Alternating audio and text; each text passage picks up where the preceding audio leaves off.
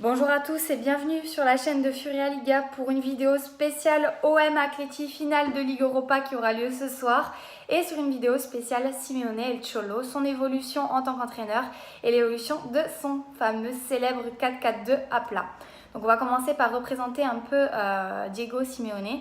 Donc Diego Simeone a été entraîneur principalement avant l'Atleti d'équipes argentines, donc comme River, San Lorenzo ou encore les Estudiantes, avant d'arriver en 2011, donc en Espagne, et à l'Atleti où il a rempli l'armoire à trophées et où il est devenu un véritable symbole et une véritable légende pour ce club et symbole de cette grinta aujourd'hui qui caractérise quand même l'Atleti. Donc on va rappeler un peu le palmarès donc, de Diego Simeone avec l'Atlético de Madrid. Donc c'est une Ligue Europa, une Supercoupe, une Liga et une Supercoupe d'Espagne, ce qui n'est pas rien. Et on va pouvoir, avant de parler quand même de son évolution en tant qu'entraîneur de l'Atlético de Madrid, il faut comprendre que entraîneur et ancien joueur, il a gardé la même vision de jeu. Donc milieu de terrain de l'ombre, Diego Simeone a beaucoup apprécié, a toujours apprécié le jeu direct et le jeu tout en verticalité. Donc une caractéristique aussi bien qu'il avait en tant que joueur, qu'il a essayé d'apporter et qu'il apporte encore en tant donc qu'entraîneur.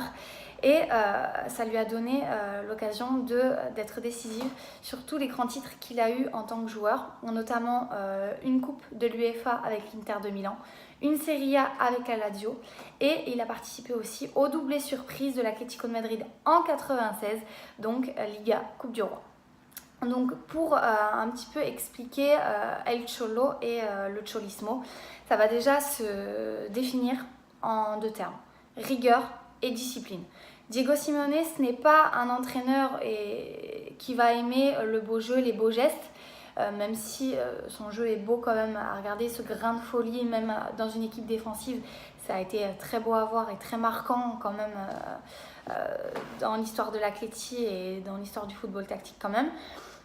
Donc il n'aime pas, comme j'ai dit, forcément les beaux gestes, mais plutôt grand amateur de la gagne et à tout prix. Je crois que le mot défaite ne fait pas partie du vocabulaire quand même de Diego Simeone.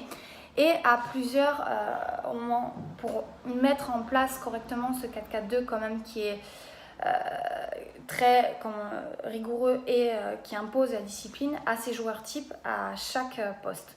Donc en défense, il aime bien les défenseurs donc intransigeants et intelligents, un peu comme Godin. Des milieux de terrain qui ne rechignent pas au repli défensif tout en retournant vite vers l'avant comme Saúl Ñíguez. Et des attaquants rêvés, prêts au combat et promis à défendre, un peu comme Diego Costa arrivé en janvier, enfin au mercato hivernal donc cet hiver. Donc il pousse son équipe quand même toujours à se dépasser et pousse son équipe à quand même donner le meilleur de ses capacités.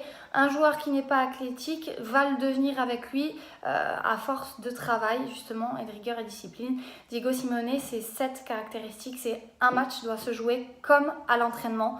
À l'entraînement, Diego Simeone pousse ses joueurs au-delà de leurs limites et c'est la même chose qu'il veut voir pendant un match. Un entraînement ne doit pas être différent d'un match, doit même être mieux. Donc c'est un 4-4-2 qui a quand même évolué en 6 ans d'existence et qui est cette saison plus agressif comme toutes les autres saisons. C'est un 4-4-2 à plat, plus agressif et resserré que celui de Valence et de Marcelino. Donc l'équilibre notamment par le déséquilibre, avec un Coquet et Saul dans des rôles un peu de meneurs excentrés ou encore de box-to-box. Et aussi les décrochages de l'attaquant avancé d'un attaquant en faux neuf comme Griezmann. Griezmann qui, parce que le 4-4-2 quand même a évolué et cette saison a évolué un peu dans le sens fatigué et moins bon et peut-être en fin de vie cette saison. Et c'est Griezmann qui, avec tous les absents, les blessés, notamment les vétérans en défense, a fait aussi la différence en tant que faux neuf parce qu'il a créé l'espace lorsque l'équipe a le ballon dans le camp adverse, notamment en une touche de balle dans l'espace. Ce ce qui a pu donner après des buts somptueux, des lobes super soyeux au fond défilé. On peut comparer Griezmann en faux neuf, je trouve, à Totti sur certaines quand même caractéristiques. Et c'est quand même, qui dit équipe défensive et équipe qui privilégie plutôt impact physique, qui est une équipe tout simplement plus physique, dit équipe moins créative, et c'est des limites aussi qu'on a pu voir encore la saison dernière ou même cette saison. Et est-ce qu'on peut se dire justement que les méthodes de Simeone et ce 4-4-2 sont arrivées en fin de vie et ont commencé à montrer de sérieuses limites, notamment cette saison. Même si l'Atlético quand même est deuxième du classement devant le Real Madrid, malgré qu'il soit derrière quand même l'ogre barcelonais, a, on peut dire, effectué quand même une saison mi-figue mi-raisin. Elle n'a pas donné tout ce qu'on a pu voir, ce grain de folie qui a disparu, notamment. Quand même, l'Atlético, c'est sur 37 matchs, 23 victoires, mais 23 victoires un peu poussives. C'est 13 victoires avec seulement un seul but d'écart, dont 11 avec une victoire à 1-0. Donc des victoires plutôt poussives et un brin de folie qui a disparu au profit d'une équipe ultra défensive. Ça a donné à peu près la même chose qu'on a vu cette saison sur beaucoup d'équipes, de grandes équipes de Liga, notamment le Real Madrid, encore le FC Barcelone.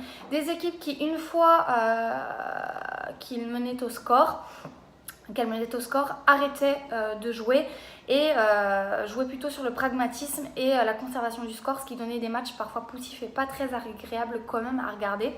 Donc en quoi ce 4-4-2 arrive aussi à sa fin?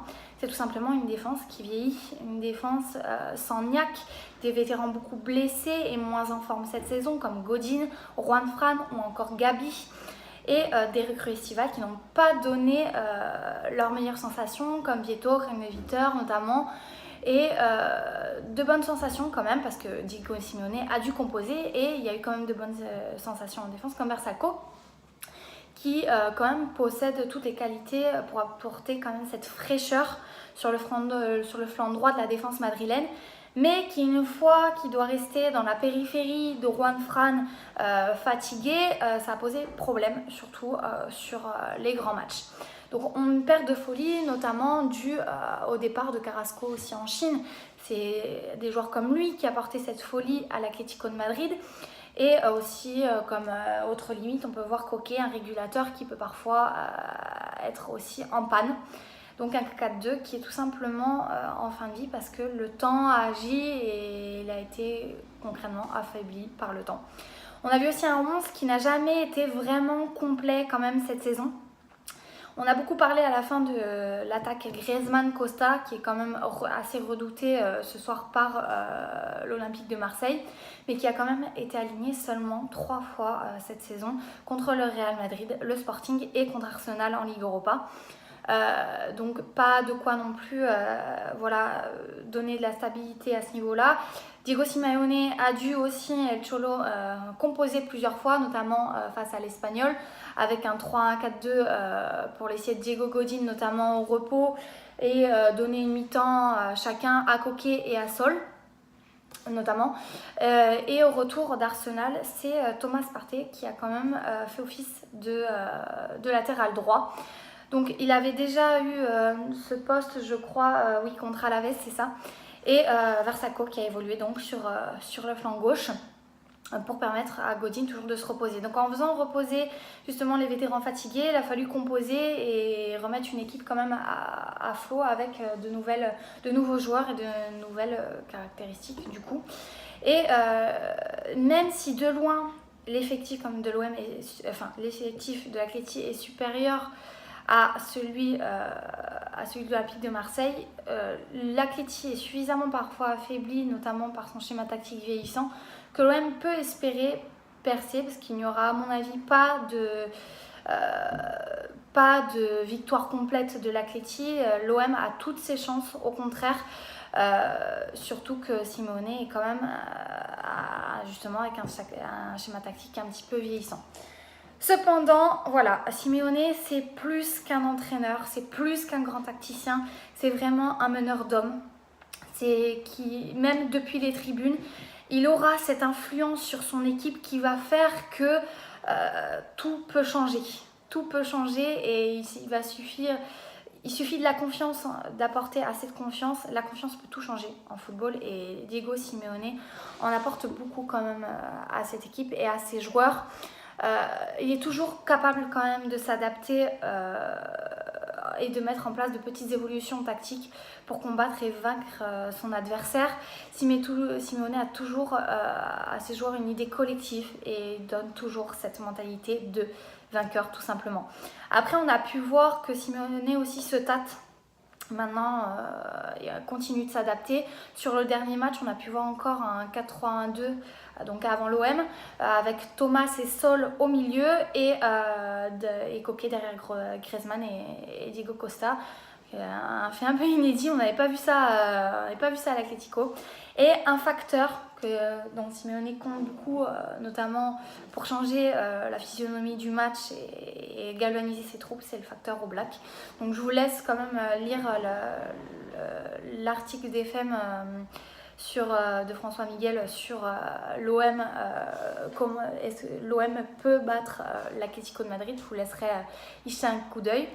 Et on a vu qu'à 11 contre 10, notamment face au match contre Arsenal, tout pouvait changer. À 11 contre 10, ils ont arrivé à donner pas une leçon tactique, mais à s'en sortir grâce justement à une défense bien implantée et à donner vraiment, sur ce match, on a pu voir qu'à 11 contre 10, l'Atleti, en insistant, a réussi à concéder un nul et à s'en sortir quand même. À 10 contre 11, c'était mal parti. Donc, il a quand même les épaules et leur souffle quand même quoi faire, Simeone, même à 11 contre 10 et depuis les tribunes, parce qu'il a été lui aussi quand même exclu. L'Atleti quand même s'est adapté avec un élément en moins. Et même si ça s'est paru compliqué en première période, c'est solidifié en seconde mi-temps malgré l'ouverture du score d'Arsenal. Griezmann notamment a beaucoup fait, c'est lui d'ailleurs qui était auteur de l'égalisation, il a joué quand même la majorité de ses balles sur son propre camp, libérant quand même Oblak qui n'a plus à s'envoler pour toucher le cuir, et ses défenseurs qui ont quand même planté leur tente dans la surface de réparation. Ils ont écarté quand même beaucoup des tentatives anglaises et jusqu'à trouver la faille et les erreurs adverses, ce qui est arrivé à la fin, avec des bonnes relances notamment et une bonne récupération aussi dans le camp adverse. Comme quoi une défense bien implantée peut tout changer et c'est attendre cette passion et être justement rigoureux et discipliné pour attendre les faiblesses de l'autre et pouvoir trouver les failles. C'est pour ça que c'est une équipe qui va jouer ce soir encore 90 minutes, qui jouera encore jusqu'au bout, peu importe le score et peu importe la physionomie du match. Si Atlético de Madrid est deuxième du classement et se retrouve en finale de l'Europa League malgré des performances mi-figue mi-raisin et un schéma tactique vieillissant, s'en sort grâce à sa grinta et grâce à son entraîneur El Cholo et montrera encore de très bonnes sensations et jouera jusqu'au bout comme l'OM jouera jusqu'au bout. Alors est-ce qu'un match pour un 6e titre pour Diego Simeone, 6 ans après le titre face à Bilbao de Bielsa? On va voir ça ce soir. Nous, on se retrouve pour une prochaine vidéo. Et surtout, n'hésitez pas à jeter un coup d'œil, surtout sur le site, parce qu'on a fait un gros boulot avec Furia Liga avant cette finale ce soir. Plein d'articles encore, une prévia qui est sortie. N'hésitez pas à tout rechecker pour être au point ce soir pour cette grande finale qui s'annonce quand même entre l'OM et l'Atlético de Madrid à Lyon. Donc voilà, merci quand même de nous suivre et merci de votre soutien également. Et nous, on se retrouve pour un prochain podcast lundi prochain et pour de nouvelles vidéos sur cette chaîne et surtout pour de nouveaux articles à foison sur Furia Liga, sur le site de Furia Liga. Ciao!